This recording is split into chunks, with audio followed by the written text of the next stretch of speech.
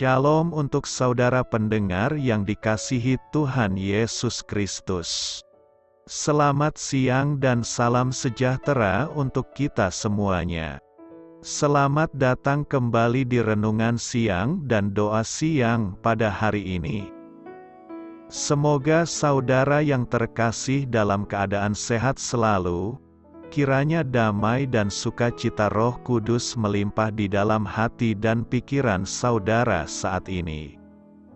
Sebelum kita mulai renungan pada siang hari ini, marilah kita bersama-sama berdoa. Bapa di kerajaan sorga, terima kasih atas penyertaan yang Engkau berikan kepada saya atas siang hari yang indah ini. Terima kasih telah memberi saya kesempatan untuk selalu dapat bersyukur atas segala pekerjaan yang aku kerjakan. Maka dari itu, saya mohon sertailah selalu diri ini sepanjang hari ini. Terima kasih atas berkat Tuhan hingga saat ini aku masih bisa merasakan kebaikan Tuhan dan buatlah agar bibirku selalu mengucap syukur kepadamu. Tuhan Yesus Kristus, terima kasih pada saat ini saya masih bisa bekerja. Tuhan, saat ini saya akan memulai pekerjaan saya. Berkatilah pekerjaan ini dan sertailah sepanjang saya selama bekerja pada hari ini, agar menjadi berkat bagiku, bagi keluargaku dan juga tempat saya bekerja. Berkati seluruhnya di siang hari ini agar berjalan dengan baik dan menjadi berkat untuk kami jalani bersama dengan anak Tuhan yang lainnya. Dalam nama Tuhan Yesus, aku berdoa. Amin. Sahabat saudara rohani, pembacaan ayat emas Alkitab renungan kita siang hari ini. Nats bacaan kita siang hari ini adalah, "Kemana engkau pergi, ke situ jugalah aku pergi, dan bangsamulah bangsaku dan Allahmulah Allahku." Tertulis di dalam kitab Rut 1 ayat 16, judul renungan kita hari ini adalah Pilihan. Bacaan kita pada siang ini terambil dari kitab Rut 1 ayat 11 sampai dengan ayat 18. Tetapi Naomi berkata, "Pulanglah, anak-anakku, mengapakah kamu turut dengan aku? Bukankah tidak akan ada lagi anak laki-laki yang kulahirkan untuk dijadikan suamimu nanti? Pulanglah, anak-anakku, pergilah, sebab sudah terlalu tua aku untuk bersuami. Seandainya pikirku, ada harapan bagiku, dan sekalipun malam ini aku bersuami, bahkan sekalipun aku masih melahirkan anak laki-laki, masakan kamu menanti sampai mereka dewasa? Masakan karena itu kamu harus menahan diri dan tidak bersuami? Janganlah kiranya demikian. Anak-anakku, bukankah jauh lebih pahit yang aku alami daripada kamu? Sebab tangan Tuhan teracung terhadap aku, menangis pula mereka dengan suara keras. Lalu Orpa mencium mertuanya itu minta diri, tetapi Rut tetap berpaut padanya. Berkatalah Naomi, "Telah pulang iparmu kepada bangsanya dan kepada para allahnya. Pulanglah mengikuti iparmu itu." Tetapi kata Rut, "Janganlah desak aku meninggalkan engkau dan pulang dengan tidak mengikuti engkau. Sebab kemana engkau pergi, ke situ jugalah aku pergi. Dan di mana engkau bermalam, di situ jugalah aku bermalam. Bangsamulah bangsaku dan Allahmulah Allahku. Di mana engkau mati, aku pun mati di sana. Dan di sanalah aku dikuburkan." Beginilah kiranya Tuhan menghukum aku. Bahkan lebih lagi daripada itu, jikalau sesuatu apapun memisahkan aku dari engkau, selain daripada maut. Ketika Naomi melihat bahwa Rut berkeras untuk ikut bersama-sama dengan dia, berhentilah ia berkata-kata kepadanya, Ayat di atas terambil dari kitab Rut 1 ayat 11 sampai dengan ayat 18. Kata bijak Alkitab hari ini adalah, layanilah Allah dengan melayani sesama. Mari kita mulai renungan siang kita. Baiklah, mari kita mulai segmen kisah inspiratif.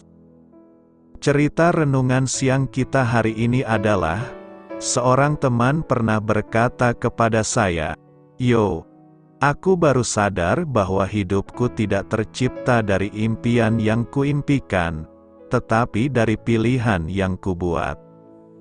Percayalah, Anda memiliki banyak pilihan dalam hidup, dan biasanya semua itu akan menyusut menjadi pilihan antara apa yang kuinginkan dan apakah yang terbaik bagi orang lain. Setelah suami mereka meninggal, Rut dan Orpa menghadapi pilihan yang sulit. Ibu mertua mereka, Naomi, menyuruh mereka pulang. Ia tidak ingin mereka merasa memiliki kewajiban padanya. Walaupun kenyataannya ia jauh lebih berduka akibat kehilangan yang dialaminya. Ia telah kehilangan suaminya sendiri dan juga kedua putranya. Orpa dan Rut dapat memilih untuk pulang ke tempat asalnya dan memulai hidup baru, atau menemani Naomi untuk membantunya saat ia sangat memerlukan bantuan. Mereka berdua tahu betul bahwa pilihan yang kedua membuat mereka harus tinggal di negeri asing sebagai janda seumur hidup, karena hanya sedikit laki-laki Yahudi yang mau menikah dengan wanita asing. Namun, Rut lebih memilih melayani kebutuhan Naomi daripada melayani dirinya sendiri. Adapun Orpa memilih meninggalkan Naomi untuk menjalani hidup yang menurutnya lebih baik. Dalam hidupnya kemudian, Rut memiliki peran yang signifikan dalam sejarah bangsa Yahudi dan menjadi leluhur Yesus. Ambillah pilihan yang terbaik, pilihlah untuk melayani sesama. Saat kita bertekun melayani dan memenuhi kebutuhan sesama, Kristuslah yang kita teladani dalam pikiran, ucapan, dan perbuatan. Kesetiaan Rut 1 ayat 16 berkata, "Tetapi kata Rut, janganlah desak aku meninggalkan engkau dan pulang dengan tidak mengikuti engkau, sebab kemana engkau pergi, ke situ jugalah aku pergi, dan di mana engkau bermalam, di situ jugalah aku bermalam, bangsamulah bangsaku dan Allahmulah Allahku." Rut adalah seorang wanita yang sangat terkenal di dalam Alkitab. Satu karakter yang sangat menonjol adalah mengenai kesetiaannya, baik itu kesetiaannya kepada mertuanya, maupun kesetiaan kepada Allah. Ketika suami Rut meninggal, mertuanya, Naomi, meminta menantu-menantunya untuk pulang kembali ke keluarga mereka masing-masing. Naomi melakukan hal ini, bukan karena dia ingin mengusir atau karena membenci menantu-menantunya, melainkan Naomi ingin supaya menantu-menantunya mempunyai kehidupan yang lebih baik daripada yang mereka alami dalam keluarga Naomi. Saat itu diceritakan, Orpa pulang kepada keluarganya, namun Rut tetap ikut dengan Naomi. Satu perkataannya yang terkenal dicatat dalam Rut 1 ayat 16. "Tetapi kata Rut, janganlah desak aku meninggalkan engkau dan pulang dengan tidak mengikuti engkau, sebab kemana engkau pergi, ke situ jugalah aku pergi, dan di mana engkau bermalam, di situ jugalah aku bermalam. Bangsamulah bangsaku dan Allahmulah Allahku." Apa yang membuat Rut tetap setia sekalipun tidak ada kebaikan yang bisa ia harapkan dari Naomi? Dasar kesetiaannya adalah kasih. Kasih membuatnya percaya bahwa keputusannya mengikuti Rut dan juga Tuhan tidak pernah salah. Bagaimana dengan hidup kita? Ketika tidak ada hal baik yang kita peroleh dalam hidup, ketika kita hidup dalam penderitaan, dan ketika kita merasa seolah Tuhan begitu jauh dari hidup kita, apakah kita tetap menunjukkan kesetiaan kepadanya? Ya, kesetiaan kita akan teruji ketika Tuhan mengizinkan hal-hal yang kurang menyenangkan terjadi dalam hidup kita. Tetapkah kita mengasihi Dia? Semoga kita tetap setia kepada Tuhan walau ada banyak pergumulan yang sedang kita hadapi saat ini. Pengikut Tuhan yang setia, minggu ini kita akan memasuki minggu kedua setelah Trinitatis. Dalam minggu ini, kita akan membahas tema pengikut Tuhan yang setia. Kesetiaan memiliki arti berpegang teguh pada janji, pendirian, komitmen dan lain sebagainya. Bagaimanapun beratnya tugas yang harus dijalankannya, ia tetap melaksanakannya, dan harus memenuhi setiap janji yang sudah diucapkan. Dalam perikop khotbah minggu ini, kita akan belajar dari kesetiaan Rut kepada Naomi yang sangat tulus. Rut rela tidak kembali kepada ibu kandungnya demi mertuanya Naomi. Ini adalah salah satu bentuk kesetiaan yang jarang kita temukan dalam kehidupan kita sehari-hari.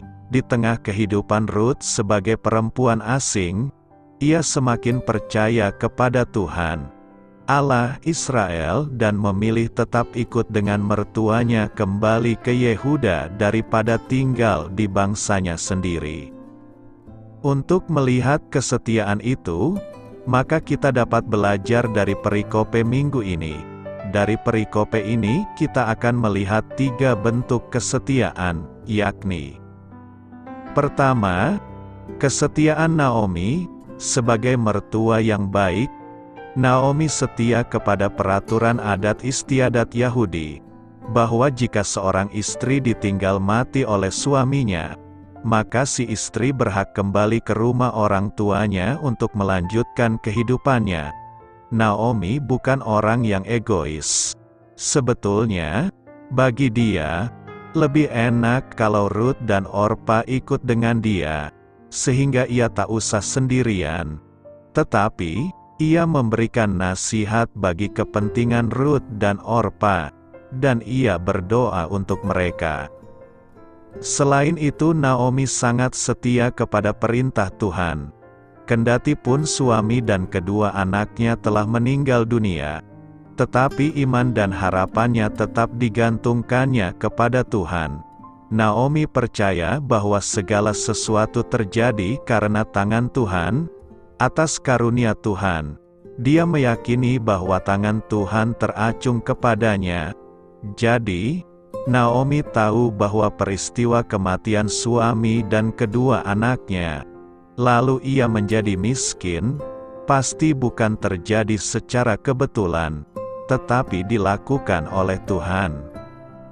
Kedua, kesetiaan Orpa. Setelah mendengar nasihat Naomi kepada Orpa dan Rut yang menyuruh kedua menantunya untuk kembali ke rumah orang tua mereka karena ia tak punya anak laki-laki lain, dan ia sudah terlalu tua untuk bersuami lagi, dan kalaupun itu ia lakukan, akan terlalu lama bagi Rut dan Orpa untuk menunggu. Maka Orpa memutuskan untuk taat pada nasihat mertuanya Naomi. Artinya, kesetiaan Orpa berhenti pada kematian suaminya. Mungkin Orpa berpikir, ini adalah nasihat dari orang yang lebih tua, dan orang itu adalah mertuanya sendiri. Bahkan orang itu adalah orang yang rohani dan merupakan ibu rohaninya sendiri. Karena itu ia mentaati nasihat itu. Apa akibatnya? Perhatikan ayat 15, ia kembali kepada bangsanya dan kepada para allahnya. Ini jelas menunjukkan bahwa ia meninggalkan Tuhan yang adalah satu-satunya Allah yang benar. Ini jelas membawa dia kepada kebinasaan. Ketidaksetiaan Orpa kepada Allah yang disembah suaminya membuat ia kehilangan keselamatan kekal.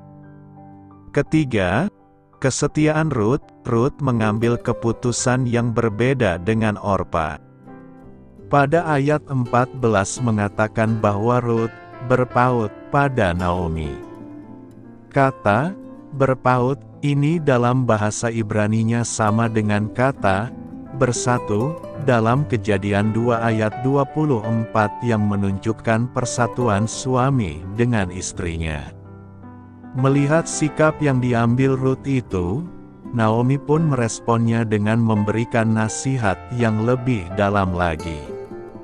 Ia bukan sekedar menasihati untuk kembali kepada bangsanya, tetapi ia bahkan menasihati Rut untuk meniru Orpa dan kembali kepada para allahnya. Tetapi perhatikan keputusan Rut dalam ayat 16-17.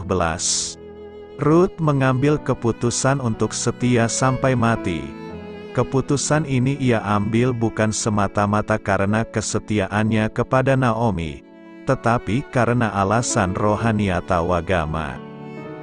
Dalam ayat 16 ia mengatakan, "Bangsamu adalah bangsaku, Allahmu adalah Allahku." Ini menunjukkan bahwa ia mau diyahudikan dan menyembah Allah Israel. Lalu dalam ayat 17 ia menyebut Tuhan. Ia tak lagi menyembah Kamos, tetapi ia menyembah Tuhan, Allah Israel, dan ini jelas membawa Rut pada kehidupan yang kekal. Dengan kesetiaan Rut ini, maka ia pun beroleh keselamatan kekal dari Tuhan. Renungkan, apa yang hendak kita renungkan hari ini? Pertama, kesetiaan kita kepada suami atau istri kita menjadikan kita menerima secara totalitas keberadaan suami atau istri kita. Apa yang kita lihat dari sikap Rut yang setelah menikah dengan anak Naomi, sudah menganggap bahwa ia sekarang telah menjadi bagian dari bangsa Israel. Berbeda dengan Orpa yang akhirnya kembali ke Moab, Rut justru mengambil sikap radikal dengan berkata, "Kemana engkau pergi, ke situ jugalah aku pergi, dan di mana engkau bermalam, di situ jugalah aku bermalam. Bangsamulah bangsaku dan Allahmulah Allahku. Di mana engkau mati, aku pun mati di sana, dan di sanalah aku dikuburkan." Beginilah kiranya Tuhan menghukum aku. Bahkan lebih lagi daripada itu, jikalau sesuatu apapun memisahkan aku dari engkau, selain daripada maut, luar biasa bukan? Rut yang merupakan perempuan Moab, justru dalam kesempatan ini seakan-akan memiliki iman yang lebih dari Naomi. Rut memiliki prinsip bahwa sekali ia memutuskan untuk menikah, ia tidak hanya menikahi suaminya, tetapi juga menikah dengan keluarga dan Tuhan suaminya. Apa yang dilakukan Rut tersebut ternyata berkenan di hati Allah. Rut adalah salah satu dari beberapa orang di luar bangsa Israel yang mendapat kesempatan untuk ikut ambil bagian menjadi bangsa pilihan Tuhan. Tentunya ada harga yang harus dibayar oleh Rut. Ia harus meninggalkan keluarganya, masa lalunya, dan segala hal yang menyenangkan di kampung halamannya di Moab. Rut bisa saja kembali ke Moab seperti Orpa dan kembali ke kehidupannya yang lama, termasuk kehidupan rohani mereka. Tetapi Rut memutuskan untuk memiliki kehidupan rohani yang baru bersama Tuhan bangsa Israel. Hal ini tergambar jelas dalam kalimat yang diucapkan Rut, "Bangsamulah bangsaku dan Allahmulah Allahku." Kedua, kesetiaan menuntut pengorbanan. Rut tahu dengan jelas bahwa ia tidak bisa mengharapkan apa-apa lagi dari Naomi. Naomi sendiri merupakan seseorang yang tidak suka untuk membebani orang lain. Ia lebih suka menolong dan melayani. Namun sebenarnya, bukankah juga ada saat untuk dilayani dan ditolong? Mengapa Naomi selalu memerankan posisi penolong? Selalu mengambil peran seperti ini bisa membawa kita kepada paranoia keputusasaan tidak lagi berguna bagi orang lain. Kita tidak dipanggil untuk menjalankan cerita heroik seperti itu. Justru dalam cerita ini, Ruth-lah yang akan menolong Naomi. Naomi tidak perlu melahirkan anak laki-laki lagi untuk menjadi suami Ruth karena itu bukan bagian Naomi. Itu adalah bagian Tuhan. Entah dengan atau tanpa Naomi, Tuhan sebenarnya sedang bekerja untuk menghibur kepahitan Naomi melalui menantunya yang mengenal Tuhan jauh lebih kemudian daripada Naomi. Tuhan sedang mempersiapkan Ruth untuk merawat Naomi. Bukan hanya tidak mengharapkan apa-apa lagi, Ruth justru bersedia untuk hidup berkorban bagi Naomi. Yang Ruth sekarang dampingi adalah seorang perempuan yang tidak lagi berdaya, ya, yang mungkin hanya bisa menjadi beban baginya, tapi Ruth tidak keberatan dengan itu. Ruth tahu bahwa Naomi sedang berjalan menuju kepada kematian dan liang kubur dan Ruth bersedia untuk menyertai perjalanan menuju ke liang kubur itu. Di mana engkau mati, aku pun mati di sana. Ruth bukanlah seorang oportunis yang hanya mau menyertai orang lain karena mendapatkan keuntungan atau manfaat. Ruth menjadi gambaran dari Yesus Kristus yang rela mengalami kematian yang seharusnya kita alami. Yesus mendampingi perjalanan kita menuju kematian. Kita dipanggil untuk menjadi pendamping seperti Yesus, seperti Ruth, yang mendampingi sesama kita berjalan menuju kepada kehancuran dan kematian, bukan karena keuntungan. Karena itu tidak salah menggunakan ayat ini dalam konteks pernikahan suami istri karena janji pernikahan juga berjanji untuk mengiringi yang kita kasihi menuju kepada kematian, bukan sekedar keberhasilan dan kesuksesan. Kiranya Tuhan mengaruniakan kepada kita hati yang berkorban seperti Ruth, seperti Kristus. Ketiga, kesetiaan akan berakhir dengan berkat ilahi. Akhirnya, Tuhan pun memberkati Ruth dan juga Naomi dengan luar biasa. Sebagai janda, tentunya secara manusia akan sulit bagi Ruth untuk dapat menemukan suami lagi. Tetapi Ruth adalah orang yang percaya kepada Tuhan dan juga mau bekerja keras. Ketika tiba di Israel, Ruth tidak hanya berdiam diri saja, tetapi ia pergi untuk memungut jelai di ladang. Akibat dari iman dan kerja keras Ruth, Tuhan pun memberkati Ruth dan Naomi dengan melimpah. Ruth pun menjadi istri Boas, dan akhirnya melahirkan anak yang dinamainya Obed. Obed pun nantinya akan memperanakan Isai, yang selanjutnya memperanakan Daud. Dari keturunan Daud inilah nantinya Yesus Kristus, Juru Selamat dunia akan dilahirkan. Tuhan mau kita menjadi seperti Ruth, yang tidak tanggung-tanggung dalam memutuskan untuk setia mengikut Tuhan. Maukah kita menjadi seperti Ruth yang sekali mengikut Tuhan akan selalu mengikut Tuhan dan tidak mau kembali ke belakang? Ketika kita setia dalam mengiring Tuhan, maka Tuhan akan memberkati kita dengan melimpah, dan bahkan akan memakai kita dengan luar biasa. Kita akan menjadi kepala dan bukan ekor. Kita akan diberkati dan bahkan akan menjadi berkat bagi orang lain. Karena itu, tetaplah setia kepada Tuhan agar kita mengalami dan menerima berkat-Nya yang berkelimpahan. Apa yang dapat kita pelajari dari kehidupan Ruth? Mari kita jawab, Ruth adalah perempuan Moab yang terhubung dengan Israel melalui Lot. Keponakan Abraham, Ruth hidup pada zaman hakim-hakim. ia telah menikah dengan putra seorang Yahudi yang tinggal di Moab, namun ayah mertuanya, suaminya, dan serta saudara suaminya juga meninggal. Oleh karena itu Rut harus memutuskan apakah sebaiknya ia tinggal di Moab, tanah airnya, atau pergi bersama Naomi, ibu mertuanya, ke tempat yang tak dikenalnya, Yehuda. Rut mengasihi ibu mertuanya dan berbelas kasih padanya, karena ibu mertuanya sudah kehilangan suami dan kedua putranya.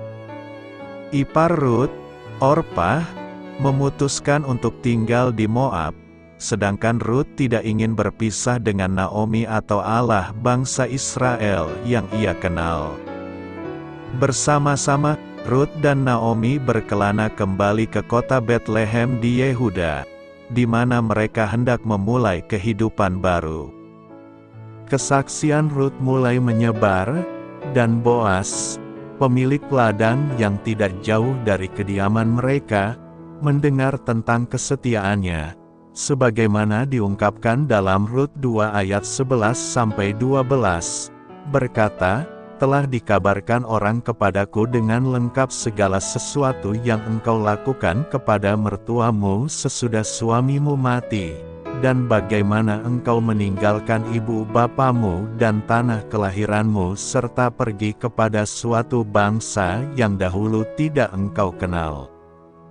Tuhan kiranya membalas perbuatanmu itu, dan kepadamu kiranya dikaruniakan upahmu sepenuhnya oleh Tuhan, Allah Israel, yang di bawah sayapnya engkau datang berlindung." Kebiasaan adat Israel ketika seorang meninggal tanpa mempunyai anak adalah saudaranya akan menikahi jandanya guna meneruskan garis keturunannya. Karena saudara suami Rut juga meninggal, maka dia dan Naomi terpaksa menghidupi diri mereka sendiri. Rut berpergian tiap hari untuk memungut jelai yang tertinggal oleh penyabit-penyabit di ladang, demi menghidupi dirinya serta Naomi. Ia mendapatkan pekerjaan di ladang Boas tanpa mengetahui bahwa Boas adalah keluarga Naomi. Ketika Boas pulang, ia memperhatikan Rut dan menanyakan hambanya tentang wanita itu. Sang hamba memberitahu majikannya tentang kesetiaan Rut terhadap Naomi dan kerja kerasnya di ladang.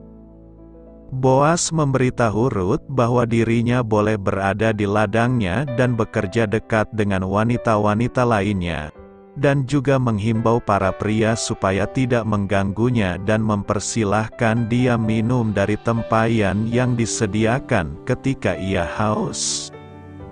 Dengan rendah hati dan penuh syukur Rut bertanya mengapa ia diperlakukan dengan baik, padahal dirinya orang asing. Dan ketika itu Boas menjelaskan bahwa ia telah mendengar ceritanya tentang kesetiaan Rut pada ibu mertuanya. Boas terus memperlakukan Rut dengan baik, bahkan sampai memberinya makan dan mengatur supaya penyabit-penyabit sengaja meninggalkan jelai supaya dapat dipungutnya. Ketika Rut memberitahu Naomi tempat di mana ia memungut jelai, Naomi bergembira dan memberitahu Rut bahwa Boas adalah saudara dekatnya suami Naomi, Elimeleh. Oleh karena itu, Boas memenuhi syarat menjadi penebus kerabatnya. Meneruskan nama keluarga adalah hal yang amat penting di Israel, sehingga Rut dapat meminta Boas memenuhi peran itu. Naomi meminta Rut melanjutkan pekerjaannya di ladang Boas, dan itu dilakukannya selama masa tuaian jelai dan gandum. Pada masa tuaian jelai, Naomi menyarankan supaya Rut mendatangi Boas ketika ia menampi jelai dan memintanya menjadi penebus kerabatnya. Pola pikir Rut terbuka dan ia mudah diajari, sehingga ia mendengarkan saran ibu mertuanya dan melakukannya. Rut menaati perintah Naomi secara persis. Boas memberi respon yang baik, Namun ia mengetahui seorang saudara yang lebih dekat sehingga orang itu lebih berhak menebus Rut serta aset keluarganya. Orang itu perlu diajak diskusi sebelum Boas berhak menikahi Rut. Pada keesokan harinya, Boas bertemu dengan orang itu, yang kemudian melepaskan haknya atas Rut serta aset Naomi. Rut dan Boas menikah dan dikaruniai putra bernama Obed. Para wanita-wanita bersuka cita atas kesetiaan Allah dan berkata pada Naomi, "Terpujilah Tuhan, yang telah rela menolong engkau pada hari ini dengan seorang penebus. Termasyurlah kiranya nama anak itu di Israel, dan dialah yang akan menyegarkan jiwamu dan memelihara engkau pada waktu rambutmu telah putih. Sebab menantumu yang mengasihi engkau telah melahirkannya, perempuan yang lebih berharga bagimu dari 7 anak laki-laki." Rut mempercayai Tuhan, dan Tuhan membalas kesetiaannya dengan memberinya suami, putra, cucu, dan seorang cicit bernama Daud, Raja Israel. Selain semua karunia ini, Allah memberi Rut kehormatan berada di daftar keturunan Yesus. Rut adalah contoh bagaimana Allah dapat mengubah kehidupan dan membawanya ke arah yang telah Ia tentukan.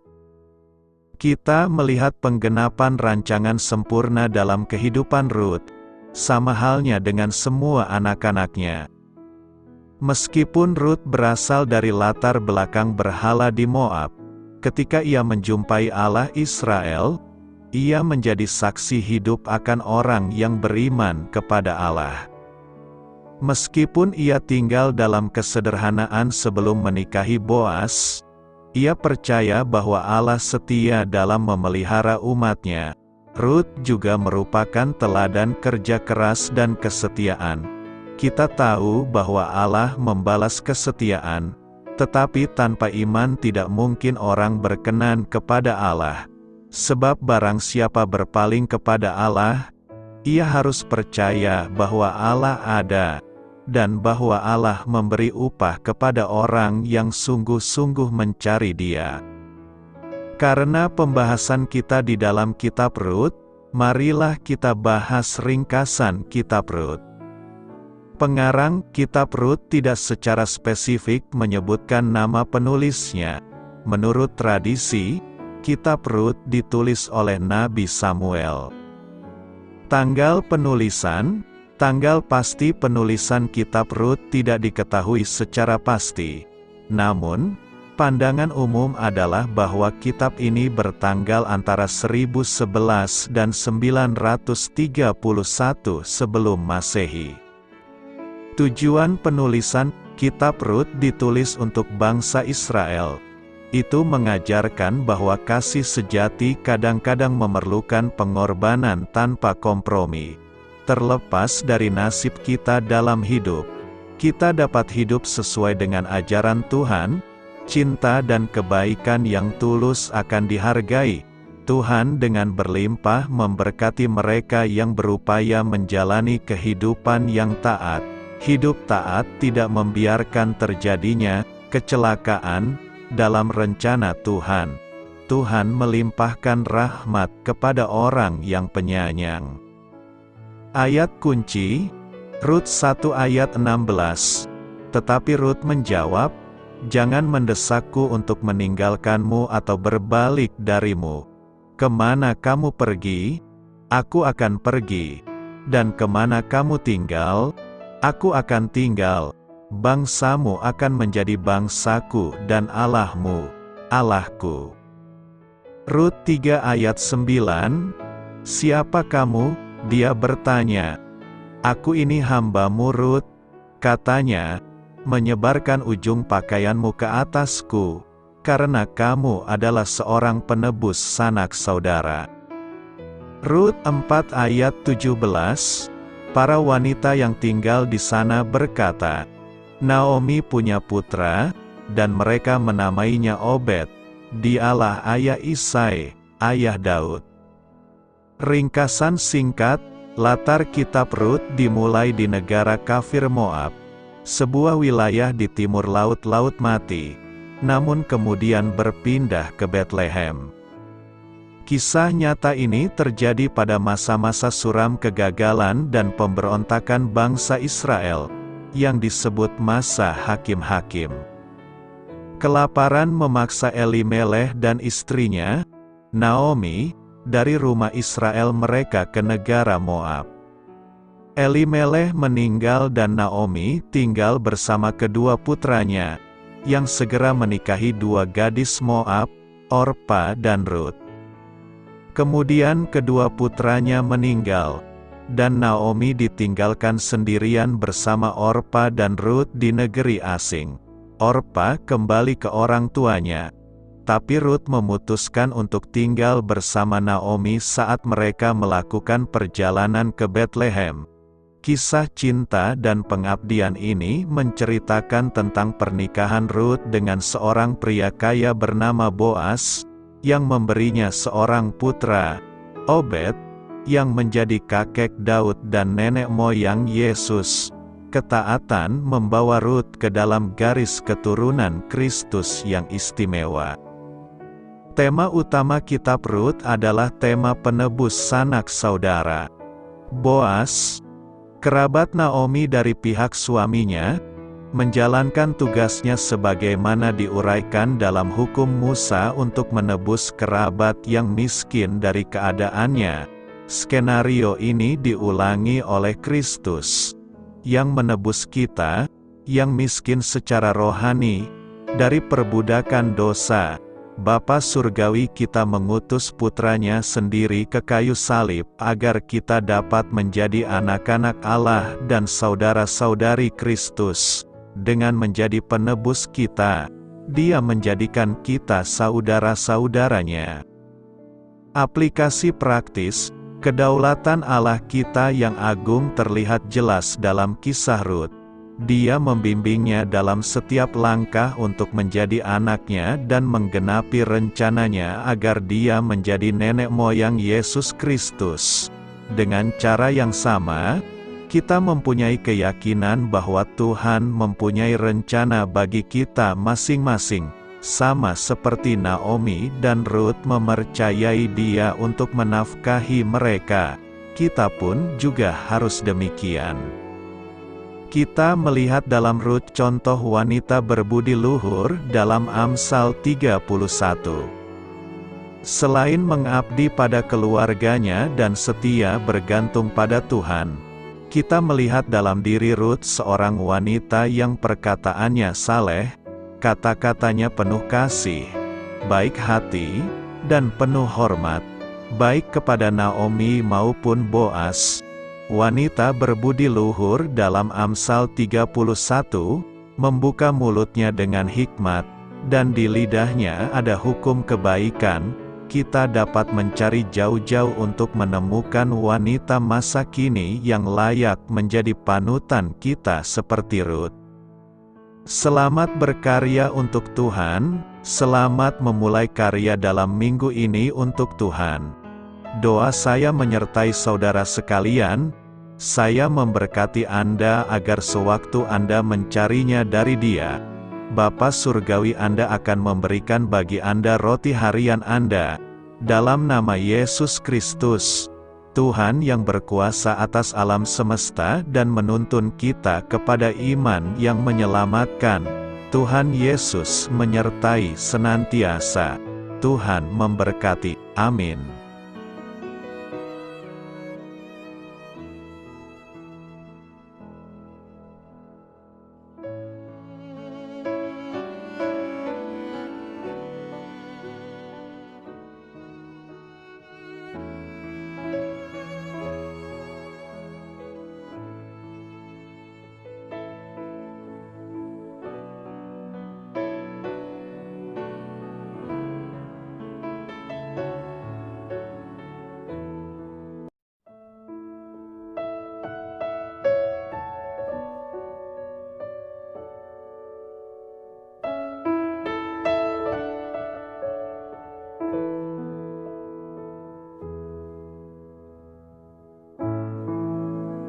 Demikianlah renungan firman Tuhan pada siang hari ini. Semoga menjadi kekuatan di dalam hidup kita dan menjadikan kita pribadi yang lebih sukses. Sebelum kita memulai aktivitas hari ini, marilah kita berdoa.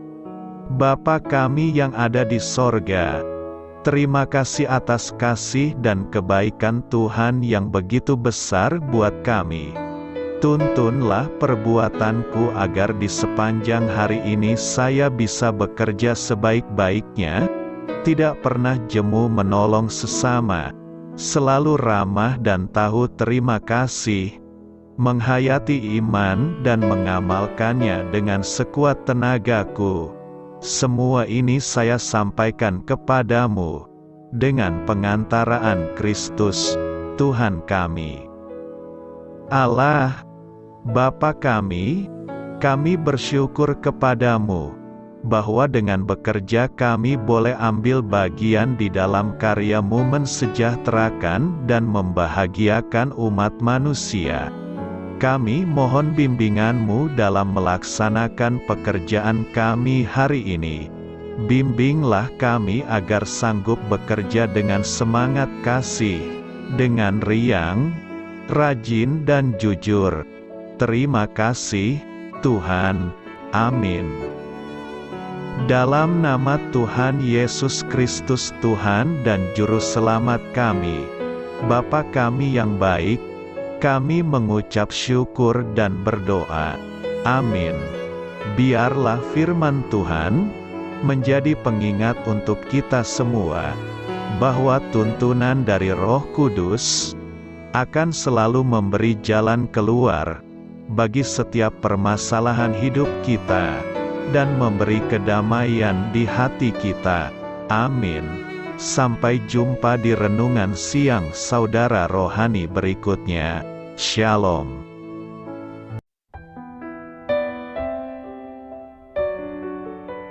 Halo untuk semua pendengar saudara rohani yang terkasih di dalam nama Tuhan Yesus Kristus dimanapun berada.